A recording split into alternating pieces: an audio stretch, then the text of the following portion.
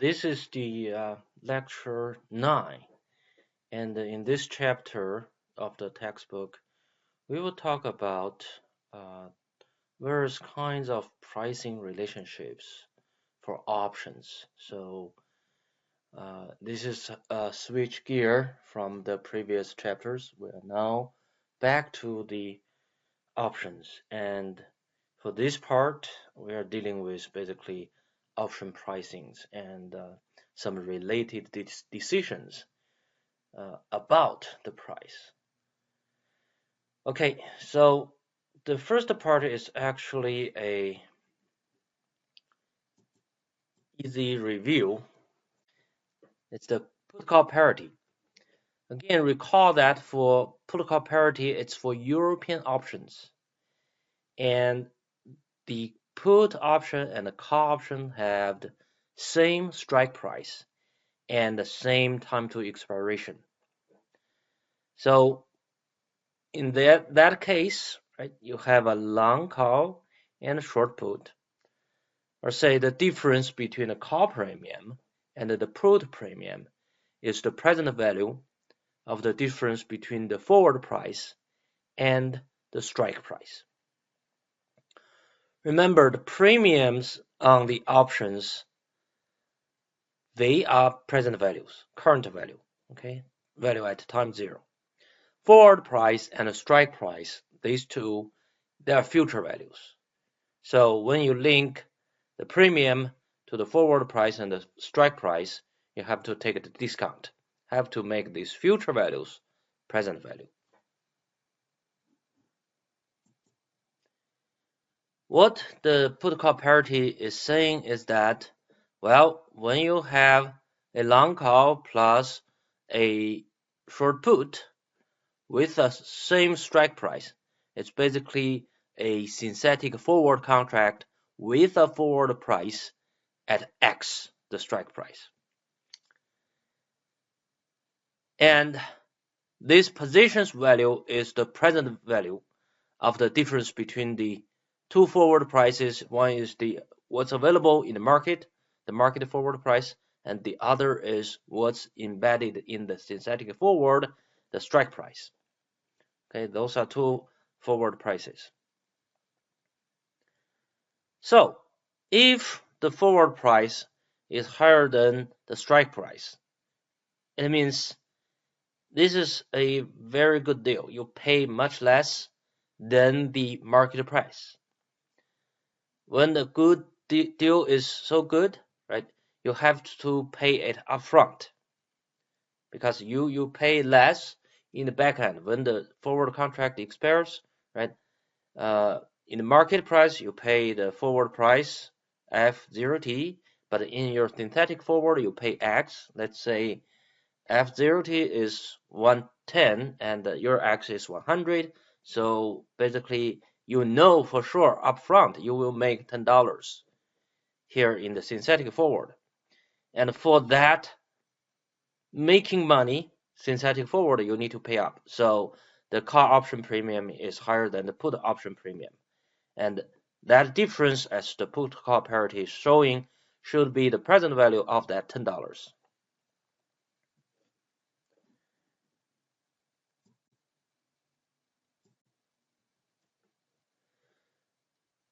So let's look at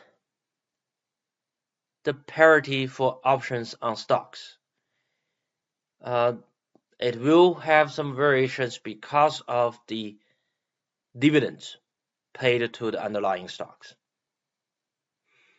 So let's define the present value of dividend from time 0 to time t, right? Over this period of time 0 to time t, the dividend you are going to receive, and take all the dividends that you are going to receive for the underlying to the present value at time 0. That's the PV 0t div.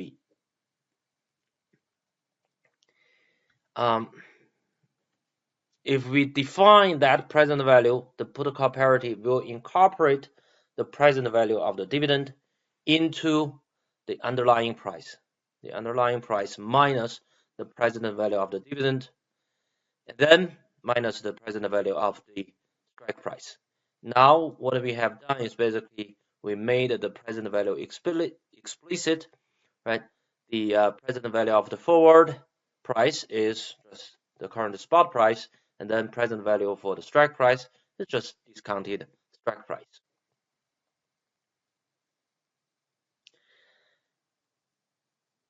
If the underlying is an index, right,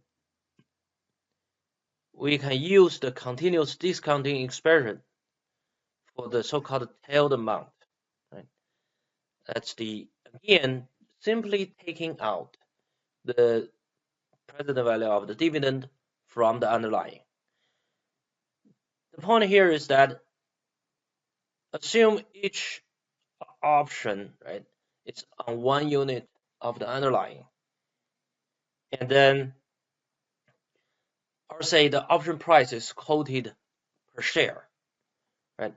So because the underlying is paying dividend, you don't have to have one whole share to achieve one whole share in the future. You only need to have part of that share discounted using the dividend yield to achieve one share in the future. And then if we have at the money options, right, the strike price equal to the spot price of the underlying, then we will have this discounted strike price same as S0 discounted. So our formula becomes this spot price times 1 minus the discounted value, right? It's discounted value minus the present value of the dividend. And we will talk about what this difference is, right? The spot price minus itself discounted. So, the discount factor is something less than 1, but it's really fairly close to 1. So it's a small portion, right? In general, in most of the time, right? It's a small portion of this underlying price, and then minus the present value of the dividend.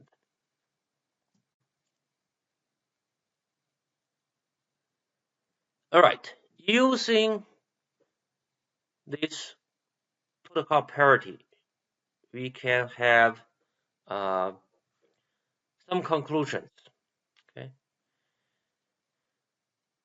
First, for at the money options, right? We have the call option minus the put option premium is positive. It's basically saying call option at the money call option is more expensive than at the money put option, especially if you assume it's non-dividend paying stock. And as we have said before, right, in the previous formula on page 3, if you take out this part, right, there's no guarantee, right, the present value of the dividend is less than this kind of 1 minus the discount factor times the spot price. There's no guarantee about that. But if there's no dividend payout, let's assume it's something close to 0, things like that. And we know the first term is positive. So then we can actually tell, right, when it's a non-dividend paying stock, and the options are at money, the call option, right, has a higher premium than the put option. And the premium difference is the interest payment on the deferred payment on the stock price, which is the stock price times 1 minus the discount factor. Remember that we are talking about the add money option here. So in the synthetic forward, the forward price in that synthetic forward is exactly the spot price. And in that synthetic forward, what you can do is actually pay the spot price on the expiration date. So you don't have to pay the spot price now, rather you pay it on a date that is much later. And then you don't have to pay the full amount because you can just save the amount for the discount factor and save it until the expiration date. Right? During that time, it's exactly interest, right? Interest growth on the discount factor. That is 1 minus this e to the minus RT, capital T. Okay, 1 minus this discount factor is exactly the interest growth on the discount factor, which means you pay, right? You pay the full spot price on the expiration date on a much later date. So now, right, what you only need to save is the discount factor for per dollar you paid on the spot price. So again, what we can conclude is that for a non-dividend paying stock as an underlying, right, the call premium will be higher than the put premium. But if the underlying is paying dividend,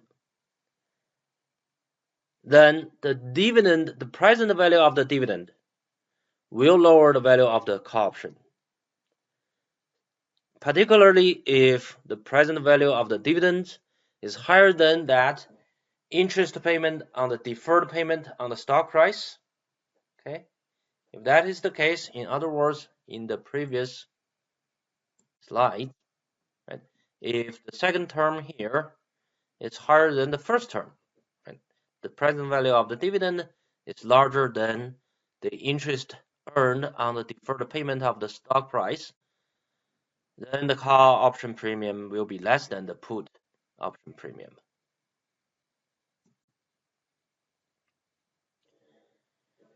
All right. The next several slides is something we have seen. Using the put-call parity, you can create synthetic stocks, synthetic T-bills, and many other things, synthetic calls, synthetic puts. Actually, later on we will see the synthetic dividend payment or dividend forward. Again, when you read out the formula here, the signs are exactly the position, right? Plus for long position, minus for short position. And for the strike price, discounted strike price, if it's a plus sign, it means long bound. And in terms of cash flow, you actually lend money. Okay. Same thing for the dividend. Okay, the present value of the dividend you lend out if it's a positive sign. And you can say again you purchase the bond on the dividend payment. So the synthetic stock, how do you do that? You can take a long call, short the put, and take a long position in the dividend and the discount bond with a par payment of X. Okay, you pay the present value for these two to get the long position, so that the synthetic forward, this long call and the short put give you the underlying, but you're not receiving the dividend and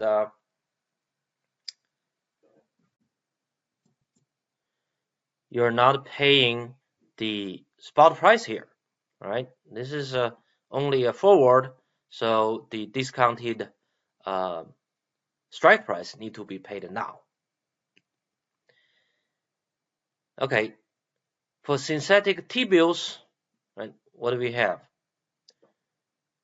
This is so-called conversion. You receive the future value of dividend and the strike price at time t. So it's basically long discount bonds. Okay, the par value will be the dividend and the strike price. And what do? You take the long position in the underlying, short the call, long the put, and basically sold a synthetic forward. So that from this synthetic forward you can receive the strike price X. And this long underlying, right, provide you this dividend. And because eventually you sold it, right, only for the strike price, it's here. And the dividend is what's generated when you're holding this long position in the underlying. So this is called a conversion, right? Convert the stock plus options into T-bills. And obviously you can do the reverse conversion, so-called reverse conversion. You actually pay, right? Pay the future value of dividend and strike price at time t, or at the expiration, which means, well, you borrow the money. Okay, you get money up front, and then at the expiration you will pay the future value of the dividend, and then you will pay the strike price. Again, to do that, you short the underlying and then take the long synthetic forward. Okay, the function is exactly the opposite we have talked about. But basically, the conversion is to give you a T-bill, and you have to pay for it in order to receive money in the future. And the so-called reverse conversion is to borrow money upfront and then pay it back in the future.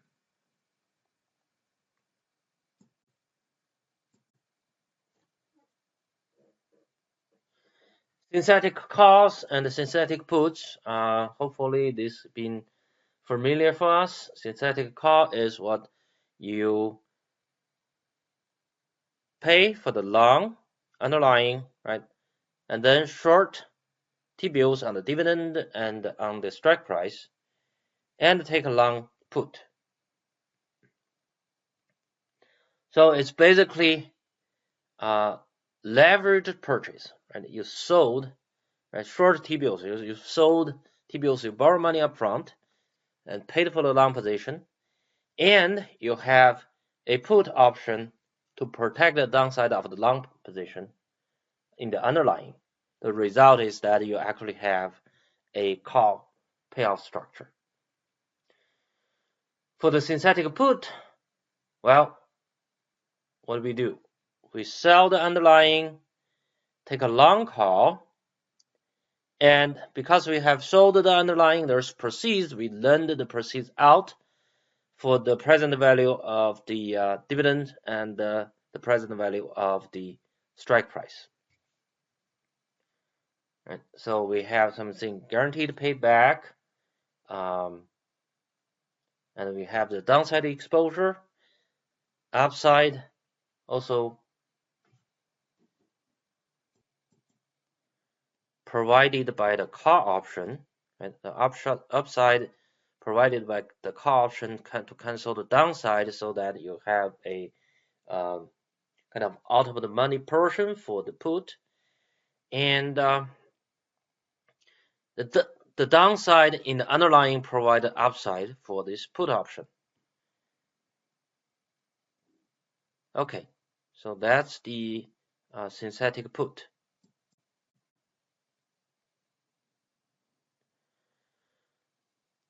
Think about option in currencies. The put call parity also can be applied to many different other underlyings. So we will briefly talk about a few. The first thing we do is still to define the exchange rate. So for the forward exchange rate is the spot exchange rate compounded at the domestic interest rate, and then discount at the foreign interest rate. Okay, that's the forward exchange rate we have discussed before. And all the forward exchange rate, spot exchange rate, and the strike price are in kind of the direct quote, the domestic currency over foreign currency units. That's how we define the units of the exchange rate.